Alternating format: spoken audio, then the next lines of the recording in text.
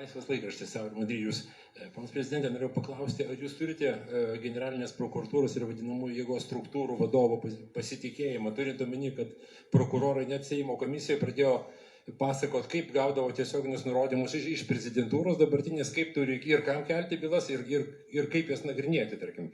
Kitas klausimas yra, kokia jūsų nuomonė apie tas vadinamasias rezonansinės bylas, tarkim, aš turiu minį Snoro bankroto, Snoro užgrobimą, kai tas Snoras buvo atimtas iš akcininkų ir visas turtas jo buvo išvogtas. Ir trečias klausimas, paskutinis, ką galvojate apie tą vadinamą Garliavos bylą, tarkim, kur labai daug žmonių buvo nužudyta, o prokuratūra visą tai nuleido, kad tai neva paskendo baloj, užspringo žolės lapų ir taip toliau, tarkim, ta prasme, ar jūs turite stuburą pareikalauti atsakomybės už tos visus reikalus, tarkim?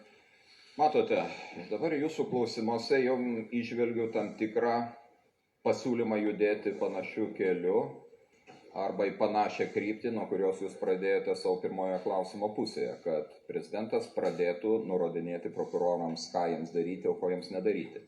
Tai be jokios abejonės teismų sistema, teisėsaugos sistema yra atskirta. Tai nereiškia, kad prezidentas nedalyvauja skiriant generalinį prokurorą ir kitus labai svarbius pareigūnus, tačiau pradėti nurodinėti, pradėti aiškinti, kokiomis bylomis užsiiminėti, o kurias galbūt sustabdyti, tai yra visiškai skandalingas reikalas ir tokie dalykai netoleruotini teisinėje valstybėje. Todėl šitokį principą aš noriu išsakyti kaip galima anksčiau, kad nekiltų jokių nesusipratimų. Dėl Snoro užvaldymo, žinote, aš turiu šio klausimu savo poziciją ir aš manau, kad atsiribojant nuo to, kokiomis formomis ir kaip tas Snoras buvo uždarytas sėkmingai ir nesėkmingai, uždaryti jį reikėjo gerokai anksčiau, nes tai buvo nemokus bankas jau 2008-2009 metais.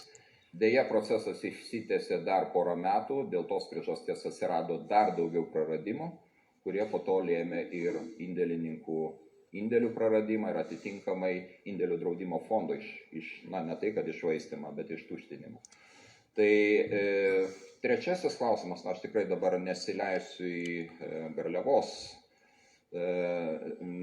įvykių analizę, bet aš tikrai noriu pasakyti, kad tokie nusikaltimai, kurie vyksta ir šiuo metu, neturėtų būti stebimi pro pirštus.